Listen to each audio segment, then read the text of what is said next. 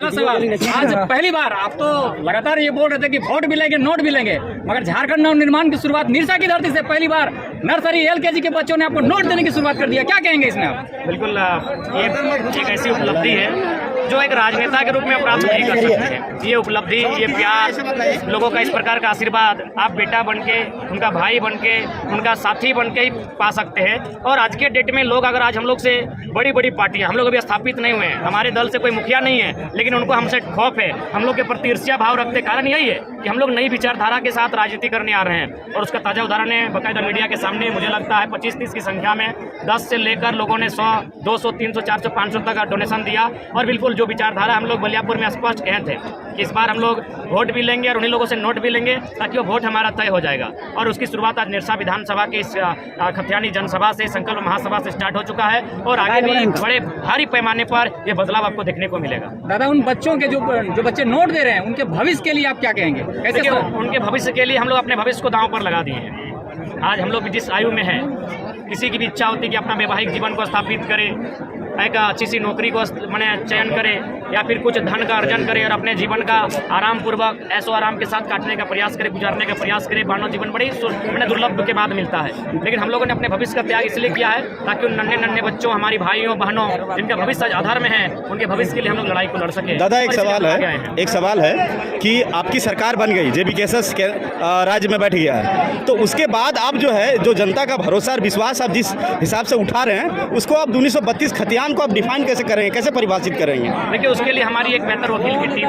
हाँ, मैं स्पष्ट कहना चाहूँगा, झारखंड की जो स्थानीय नीति एक कॉलम में परिभाषित नहीं होगी। हाँ, एक कॉलम में आप झारखंड की स्थानीय नीति को परिभाषित नहीं कर सकते। 3-4 कॉलमों में झारखंड की स्थानीय नीति को परिभाषित करनी होगी। जैसे कि मान के चलिए, जब हम घर में प्रवेश करते हैं, मान के चलिए झारखंड एक घर है, और जब हम घर में प्रवेश करते हैं तो बड़ी वाहनों के लिए बड़ा दरवाजा होता है, छोटी वाहनों के लिए छोटा दरवाजा होता है, और कुछ लोग जो खिड़की है उससे भी प्रवेश कर जाते हैं। तो ठीक उसी प्रकार जब झारखंड में प्रवेश करना है, झारखंड के लोग करेंगे, उसके लिए स्थानीयता का पैमाना 4-5 कॉलमों में परिभाषित किया जाएगा। उसके लिए बाकायदा हम लोग ड्राफ्टिंग कर चुके हैं। एक और बात कर रहे हैं, जैसे 25 तारीख को अखबार में खबर आता है, शारीरिक शिक्षक का जो बहाली आया है 26, उसमें 16 यूपी के लिए है, झारखंड के लिए मात्र 3 है, बंगाल के लिए 4 है। तो जो आप लोग नियोजन के लिए बात उठा रहे हैं, आप बोल रहे थे कि 60-40, आप बोल रहे हैं कि 40-60 है, और बीच में जो स्पीकर महोदय हैं वो कह रहे थे कि नहीं 80-20 है। तो ये तो आप मान लीजिए झारखंड के मात्र 3 सीट मिला है, तो इसको क्या 20-80 बोला जाए? 10, अगर आपको 26 और 3 को अगर रेशियो में लाएंगे तो मेरा मानना ये 10 आ जाएगा। तो 10 और 90 है, तो स्पीकर साहब बगल में, उनका विधानसभा बगल में ही है। आज निरसा से सटा हुआ उनका नाला विधानसभा है, तो स्पीकर साहब जो कि पता नहीं आयु उनकी कितनी हो गई, उनका पहले सम्मान करते हैं, आदर करते हैं, लेकिन कान में तेल लगाकर सुने या तो आँख खोलकर पेपर पढ़े। आप जैसे 80-20 बोल रहे हैं, वो उल्टा हो गया है 10-90। 10 झारखंड को मिला और 90 यूपी बिहार को आपने बांट दिया। तो बिल्कुल ये बेगैरत सरकारें हैं, बेशर्म लोग हैं। अरे यार, क्या समस्या है? झारखंड झारखंडियों का है तो नौकरी बाहर के लोग क्यों करेंगे? हम बंगाल बगल में जाते हैं क्या? हम बिहार जाते हैं क्या? जाते भी तो परसेंटेज में जाते हैं, लेकिन यहाँ तो मनमानी है। ये कौन सा मैंने आरक्षण रोस्टर फॉलो हुआ? ये कौन सा कायदा कानून फॉलो हुआ कि 26 में आप 3 को झारखंड को दिए? ये बिल्कुल गंदा मजाक चल रहा है। यदि झारखंड के लोग आज जागरूक नहीं होते हैं, और हम लोग चाहते पॉलिटिक्स की बात ही मत कीजिए, जो बन पड़ता है विद्रोह कीजिए। इस राज्य में जो सरकारें हैं उनसे आंख से आंख मिलाकर सवाल कीजिए और अपने अधिकार को छीन को लीजिए, नहीं तो आने वाले दिन बड़ा दुर्लभ होगा। दादा, एक सवाल ये है कि अभी जो है, जो खबर निकल के आया है कि राज्यपाल जो है, झारखंड के राज्यपाल महोदय कह रहे हैं कि बांग्लादेशी झारखंड में घुस गए हैं, तो उसको आप किस नज़र से देखते हैं, किस तरह देखते हैं? हम लोग बिहार बंगाल को बोल रहे हैं घुसने नहीं, तो बांग्लादेश तो अलग देश ही। झारखंड का मतलब शुद्ध झारखंडी, जो यहाँ की संस्कृति को, यहाँ की भाषा को, यहाँ की बोली चाली को समझते हैं, जो जानते हैं, जो इसी भूभाग में शुद्ध झारखंडी। उसके अलावा बिहार से रहे, बंगाल से रहे या बांग्लादेश से रहे, हम उन्हें अपना नहीं स्वीकार सकते। दादा, गांव के बच्चे भी सरकारी स्कूल छोड़ जो है प्राइवेट स्कूलों में जाते हैं, क्योंकि वहाँ जो है अच्छी शिक्षा दी जाती है, क्योंकि सरकारी स्कूल में बच्चे ज़्यादा कैसे आएंगे और पढ़ाई में जो है असर कैसे दिखेगा? बढ़िया। देखिए, सबसे पहले मैं स्पष्ट कहूँगा कि सरकारी गवर्नमेंट का सिलेबस दिखेगा, उसमें ये देख रहते हैं कि बच्चा का पिक्चर छपा है, डांडी लेके मछली पकड़ रहा है, तो वो चैप्टर खोल के देखें। और गुणवत्तापूर्ण शिक्षा को यहाँ से लगभग हटा दिया गया है। उसको सरल भाषा जानबूझकर बताइए। इंग्लिश का भी प्रकार होता है, एक अमेरिकन इंग्लिश होता है, एक ब्रिटेन इंग्लिश होता है। इंग्लिश के उच्चारण में भी प्रकार होता है, तो ठीक उसी प्रकार भारत के जब सब्जेक्टों में उसी इंग्लिश को लाया जाए तो सरल शब्दों में लाया जाए, तोड़ मोड़ के, ताकि वो समझ सके। तो ये लोग अरुचिकर चीज़ लेकर आते हैं, उनके दिमाग से ऊपर चला जाता है, फाइनली वो टूट जाते हैं। इसीलिए मेरा मानना है कि सबसे पहले सिलेबस में बदलाव हो, किताबों में गुणवत्तापूर्ण शिक्षा को समाहित किया जाए, और उसके बाद चूँकि जो प्राइवेट का स्तर बढ़ रहा है, पूंजीवाद का स्तर बढ़ रहा है, कंट्रोल में लाया जाए। सरकारी जो विद्यालय हैं उनमें टूल्स टेक्निक का ईजाद किया जाए, प्रयोगशालाओं की व्यवस्था की जाए और कम से कम बजट का 25% माना 1/4 हिस्सा शिक्षा पर खर्च किया जाए। एक अंतिम सावधान मुर्मू का एक बयान आता है कि 1932 से एक छलावा है, केवल लोग इसको राजनीति का रोटी सेक रहे हैं। इस बारे में आप क्या कहना चाहेंगे? देखिए, सबसे पहली बात 1932 जब से झारखंड में आंदोलन हो रहा है, हम लोग लगता है हम लोग बच्चा थे उस समय, कपड़ा भी पहनते थे कि नहीं आइडिया नहीं है। तो भाई ये तो हमारा नहीं, हमारे राज्यवासियों का मुद्दा है। उसके बाद जब हम लोगों ने समझा तो हमने स्पष्ट कहा कि 1932 ही केवल नहीं, उसमें सर्विस सेटलमेंट रहेगा, 64 रहेगा और जो छूट जाएंगे वो भाषा संस्कृति रहेगी। हम लोग तो बहुत सारी चीज़ों को, सारे तथ्यों को मिलाकर चल रहे हैं। तो क्या एक सरकार लागू कर देती है तो आप लोग राजनीति में आएंगे कि नहीं? देखिए, राजनीतिक में आना इसलिए होगा कि सरकार कितना भी लागू करे, यहाँ हिम्मत वाले लोग नहीं हैं।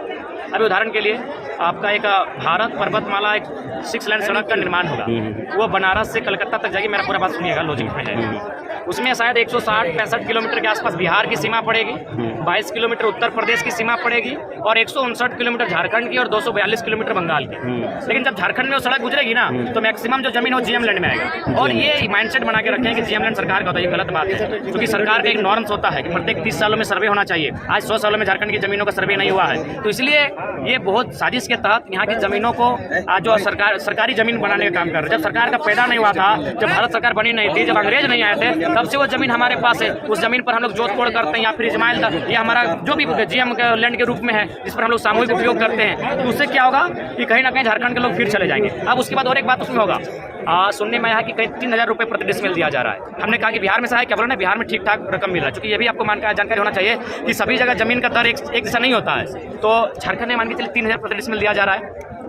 शायद गोला के क्षेत्र के आसपास की घटना है या पेटरवार या फिर मैंने जो भी क्षेत्र है, तो 3000 को अगर हम लोग 1 एकड़ से अगर गुना करते हैं, 1000 यानी 100 डिसमिल, 1 एकड़ मतलब 100 डिसमिल, तो 100 को अगर हम 3000 से गुना करते हैं तो आई थिंक हमको लगता है 3 लाख।